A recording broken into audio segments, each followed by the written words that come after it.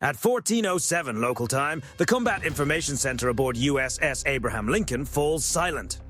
Not peaceful silent, but the kind of silence that means everyone understands exactly what is happening. Then a tone cuts through the room, sharp, metallic, impossible to mistake. A radar alert. The kind that only repeats when it absolutely must. On the main display, a fresh track appears at the edge of the screen, then another, then two more. Fast-moving, high altitude, no transponder. The watch officer never raises his voice. He does not need to. The system is already updating in real time. Vectors lock in, speed readings climb, altitude begins to fall, the geometry closes tight. Multiple airborne contacts bearing 035 closing fast. No one reacts to the first call. They do not have to. This is not confusion. This is recognition. The ship has seen signs like this before, but never this clean, never this intentional. Above, on the flight deck, movement pauses. A deck handler stops mid-step, one hand still gripping a tie-down chain. Wind carries the exhaust of the carrier's own aircraft circling overhead, yet no launch order comes. No alarm echoes across the deck. Down below, steel vibrates softly as the ship shifts into a new posture. Condition 3 is set. The designation arrives without drama. Watertight doors cycle shut. Consoles brighten across the board. The tracks sharpen. Identification comes through. Su-35. Not 1, 2, then 4. As the contacts close, the formation breaks apart. 2 hold altitude. 2 dive hard, noses dropping toward the sea, slipping near the radar horizon. It is a textbook move, vertical separation and lateral spread. The kind of formation built to force immediate choices. The E-2D Hawkeye overhead confirms what the carrier already suspects. Independent sensors match. This is not a pass-by. This is not a casual show of presence. This is a deliberate attack profile. At 14 miles, the lead Su-35 banks slightly left, just enough to bring its nose across the carrier's bearing. Tracking geometry begins to line up. Aboard Lincoln, the radar warning tone grows tighter, more focused. In the space between decks, time seems to compress. The carrier does not alter course. It does not increase speed. It says nothing. That silence is intentional. Another Su-35 kicks in afterburner. The flare burns white against the blue sky, bright enough to catch even on the deck cameras. Its closure rate jumps. The range drops. 12 miles. 11. On the bridge, the captain studies the plot without expression. He does not need a conference. The ship's posture is already where it needs to be. Every option remains available because nothing has been given away. They're painting us, the electronic warfare officer reports. Focused emissions, not a broad sweep, a direct track. This is the threshold. Intercept calculations begin filling the screens. Not releases, not yet, but the numbers that come before them. Angles, timing, windows measured in seconds. The kind of math that does not care about flags, intentions, or assumptions. The lower pair of Su-35s drops even farther, using the curve of the sea to their advantage. Their radar returns flicker, vanish for a heartbeat, then reappear closer than expected. They are making the ship's sensors work harder and faster, applying pressure with precision. Still, Lincoln holds steady. No radio challenge, no warning transmission. Silence here is not hesitation. It is control. Across the strike group, the formation tightens from within. Destroyers and cruisers shift by degrees, not by miles. Every movement stays inside the plan. At 8 miles, the lead Su-35 snaps its nose upward for a moment, exposing its full profile. The tracking solution sharpens. For a fraction of a second, the display shows what the pilot on the other side likely believes is certainty. They think the carrier cannot see clearly. They think the carrier is fixed in place. They think this moment belongs to them. Aboard Lincoln, the clock keeps running. 7 miles, 6. The radar tone steadies, no longer searching, no longer testing. It is fixed, focused, committed. This isn't signaling anymore, the watch officer says quietly. He is right. Now it is a countdown. At 14:10, the geometry shifts again. The 4 contacts stop advancing as a single line and divide with purpose. 2 Su-35s climb, noses lifting into a shallow ascent that expands their radar reach. The other 2 drop even lower, accelerating toward the surface, their returns thinning as they blend into sea clutter.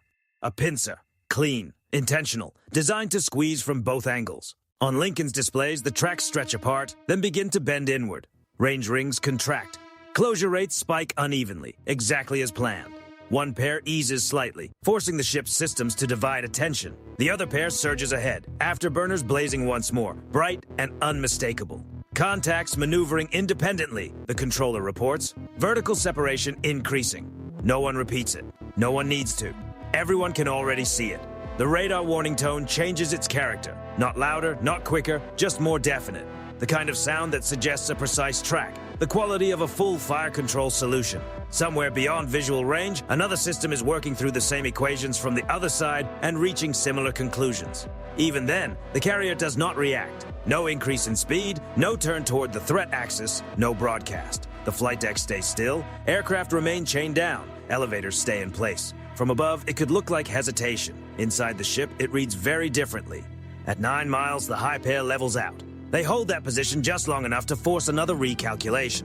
The low pair cuts slightly right, then left. Subtle corrections meant to test how accurately they are being tracked. Lincoln's sensors stay with them anyway, blending returns from multiple apertures so smoothly it looks effortless. The pincer tightens. Electronic support measures begin to register activity. Narrow beams, brief bursts, controlled probing. The signatures are disciplined, consistent with modern fire control radars cycling through modes, searching for the exact instant the carrier reveals uncertainty. It never does. To the outside world, the strike group remains dark. Inside, it is anything but.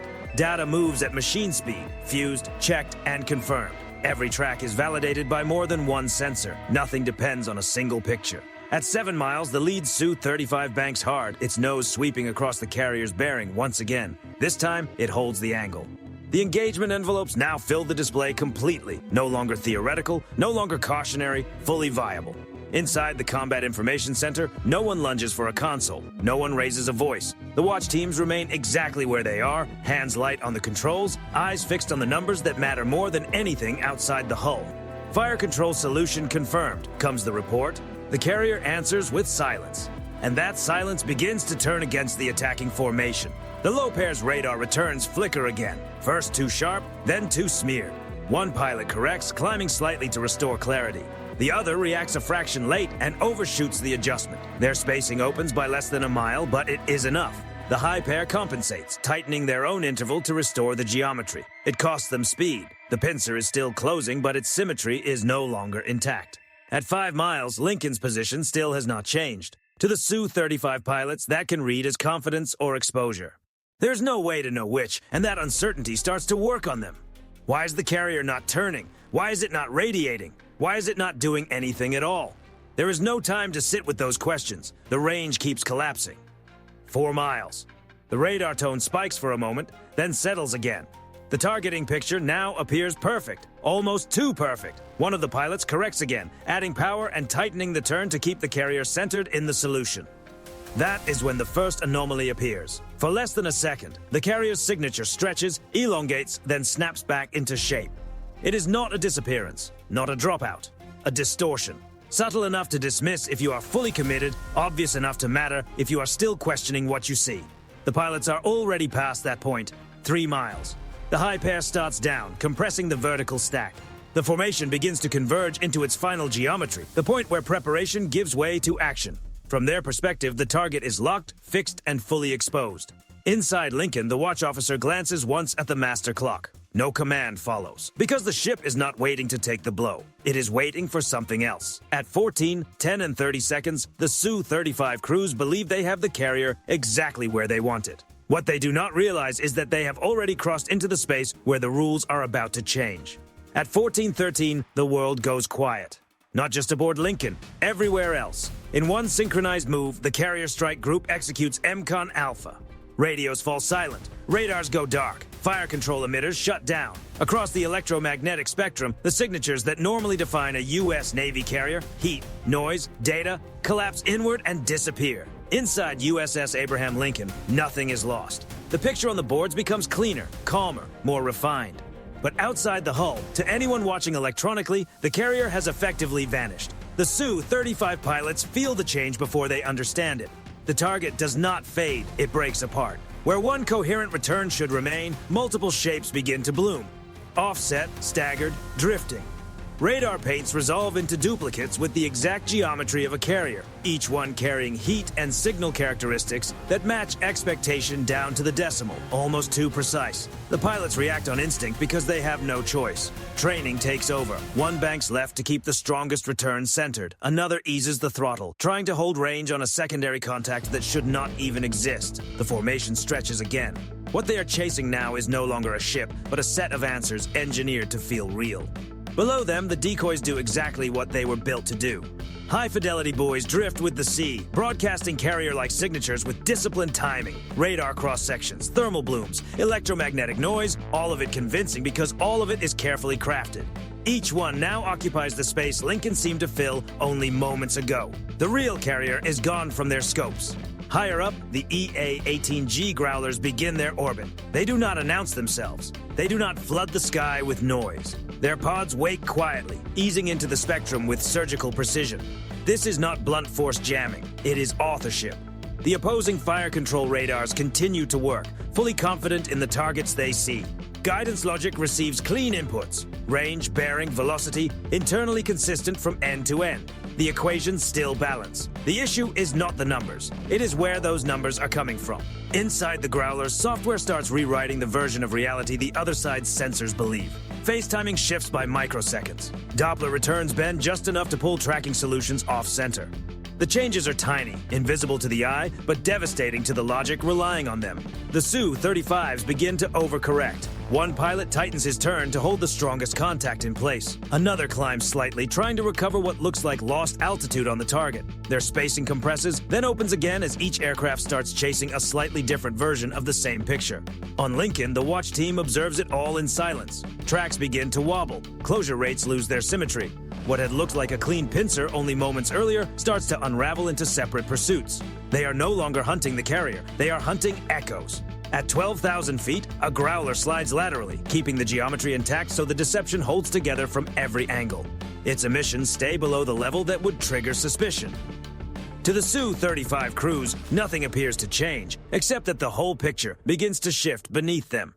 One pilot notices it first. The carrier seems to move sideways. Not forward, not back, sideways. He dismisses it, reacquires, and tightens the lock. The return steadies on a decoy designed to be found. Another pilot sees two carriers where there should only be one. He splits the difference, steering between them and trusting the strongest signal. The math rewards him with consistency, and consistency is the trap.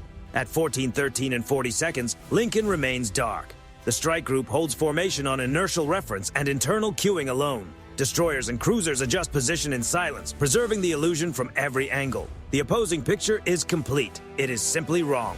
The Su-35 formation is no longer a formation. It is 4 aircraft chasing 4 different answers, each crew convinced the decisive moment is only seconds away. Their radios come alive with clipped calls, corrections, confirmations, fragments of doubt, cut short by speed and workload. No weapons are released. None need to be. The decisive moment is not the launch. It is the instant, too late, when the crews realize the target is no longer where their minds insist it should be. On Lincoln, a single line appears in the log. Deception holding. The carrier has not been engaged. It has not revealed its hand. It has simply removed itself from the equation. And by doing that, it has placed the attackers exactly where it wants them. Inside a hole of mirrors, moving fast, burning fuel, making split-second decisions inside a reality that no longer exists. At 14:13, the hunt is over. The next phase is about to begin. At 14:18, the response starts. There is no announcement, no audible cue, no visible flash from the deck of USS Abraham Lincoln. From the outside, the scene appears unchanged. Inside the spectrum, everything shifts. The EA-18G Growlers change posture. Their pods move from subtle distortion to precise control. What had been gentle nudges become deliberate rewrites. Guidance logic inside the opposing fire control loop begins accepting new truths without resistance. Timing offsets, range shifts, velocity vectors that still appear valid, just no longer for the target the pilots believe they are following. The deception locks in. On the Su-35's displays, the false targets settle into place exactly where they are supposed to be. Engagement data still looks clean. The numbers still work. Confidence returns. The pilots commit once more, tightening their approach and preparing for the instant when calculation turns into action. That instant never arrives. High above the formation, an aircraft they cannot detect moves into position. The F-35 never activates its radar. It makes no aggressive move. It simply holds altitude, nose steady, flying a line that keeps it beyond every danger zone, while its sensors quietly absorb everything unfolding below.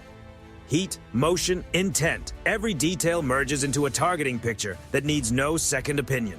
The pilot says nothing. There is no need. Data slips away from the jet in a narrow, invisible stream, entering the network without triggering a single warning. The information does not go back to the carrier. It does not have to. It goes down. Far below the surface, a Virginia-class attack submarine receives the packet. The transfer is immediate. No ping, no reply. Just certainty. The submarine has been in place the entire time. At 14:18 and 30 seconds, the firing solution is complete. The crew below never sees the aircraft overhead. They do not need to. The targets already exist as finished vectors, resolved into probabilities so precise they might as well be fact. The order is given in a calm voice that never rises. 2 Mark 48 torpedoes leave the tubes. There is no flash, no dramatic signal, only movement, rapid, silent acceleration through black water. The weapons run cold and fast, guided by updates flowing through the network in real time, corrections arriving faster than any pilot could react. Above them, the Su-35 formation tightens again, still chasing illusions. One pilot calls for a range check, another adjusts altitude. None of them gets any warning. There is no alert tone for what is about to happen. The first disappearance registers as confusion. A track drops out, not fading, not weakening, simply gone. The systems hesitate, searching for an explanation. None appears. Then a second contact disappears. On Lincoln's displays, the picture simplifies. 4 tracks become 2. The remaining aircraft react on instinct, breaking formation, shedding speed, climbing and diving at once as the pilots try to evade something they cannot identify. It no longer matters. By then, the outcome is already decided. The growlers begin easing off, letting the spectrum open back up. The decoy signatures fade one by one, sinking back into the background of the sea. The hall of mirrors dissolves. What remains is silence. At 14:19, the strike group restores limited emissions. Not fully, not openly. Just enough to confirm what the network already understands. The sky is empty. On Lincoln, no one celebrates. No one visibly reacts at all. The carrier never changed course. It never accelerated. It never transmitted a warning. It never looked uncertain because uncertainty was never part of the equation. The captain watches the plot settle into stillness. The watch officer records the final timestamp. One line appears in the log. Brief, exact, unemotional. Air picture resolved. The carrier returns to routine as though nothing happened. Flight deck crews begin moving again. A chain rattles across the deck. Somewhere below, a sailor finishes a sentence that had been interrupted only minutes earlier. To anyone outside the scene, the moment passes unnoticed. No trails in the sky, no dramatic flashes, nothing to replay, and yet the message has been delivered with complete clarity. The U.S. Navy did not answer with noise. It answered with precision. By the time the last disturbance disappears into the water, the only sign that anything took place at all is the silence left behind where 4 aircraft had been. At 14:27, the scene has fully settled. The air above the sea is empty. No returns, no traces. The radar picture is clear in the unmistakable way it becomes after something final has already passed. Aboard USS Abraham Lincoln, the displays are no longer crowded with vectors, estimates, and probabilities. Now they show only open sky. The carrier continues on its course, speed unchanged, heading unchanged, posture steady. From the outside, nothing about the previous 20 minutes would suggest anything beyond a routine transit. The carrier's wake trails behind it in one long, unbroken line. Its escorts ease back into their measured spacing, settling into a formation that looks almost ceremonial in its precision. Inside the ship, the rhythm returns to normal without anyone needing to say a word. Flight deck crews get moving again, boots striking steel in familiar patterns. A yellow shirt waves a tractor forward. A radio crackles for a moment, then goes still. Below deck, the steady hum of machinery slips back into its usual cadence, as though it had never changed at all. There is no announcement, no moment of triumph because nothing is being celebrated. The watch teams remain at their stations, eyes moving across a display that now shows emptiness instead of danger. They do not dwell on it. They record it. Time, bearing, resolution, facts, and nothing more. What the opposing pilots experienced will never fully appear in that log. They were not beaten in a traditional close-range contest. They were not simply outflown. They were removed from the decision loop. They believed they had a carrier in sight. They believed it was exposed. They believed speed and precision would force a response. Instead, they found absence where certainty was supposed to be. By the time they understood the picture no longer behaved the way it should, there was no time left to ask why. On Lincoln, the captain studies the final plot one last time. The area where everything unfolded is just open water again. He gives a single nod, too small to read as satisfaction. Then the ship continues on. That is the point. This was not a display of aggression. It was not a dramatic warning because nothing about it needed drama. It was the quiet enforcement of a boundary that did not need explanation to be understood. The carrier did not protect itself by rushing into the confrontation. It protected itself by denying the confrontation on its own terms. In modern naval warfare, presence is not always defined by what can be seen. Sometimes it is defined by what cannot be touched, cannot be fixed, cannot be reached. Abraham Lincoln did not come through the moment because it was louder, faster, or more visibly powerful in that instant. It came through because it was never where the other side believed it to be. And when the decisive move came, it did not begin on the flight deck, on the bridge, or even in the sky overhead. It came from a network already in place, quiet, distributed, and fully aligned, carrying out a solution that had been ready long before the first warning tone ever sounded. At 14:30, the carrier leaves the period of heightened alert. Condition 3 is relaxed. No announcement marks the shift. No message is sent beyond the hull. The strike group simply continues its mission, moving through a world where the absence of noise can sometimes say more than any signal ever could. Somewhere beyond the horizon, the implications spread outward, unseen and uncaptured. But aboard Lincoln, the day keeps moving. Meals are served. Maintenance resumes. Aircraft cycle. The sea gives no sign of what passed over it only minutes earlier. The people who were there, though, will remember. Not as a dramatic clash, not as a spectacle, as a reminder. That hesitation is not built into the system. That uncertainty is settled long before the critical moment arrives. And that when the U.S. Navy responds, it does so with precision, silence, and absolute control. The carrier sails on. The water ahead remains open, and the lesson, delivered without spectacle, travels farther than any broadcast ever could.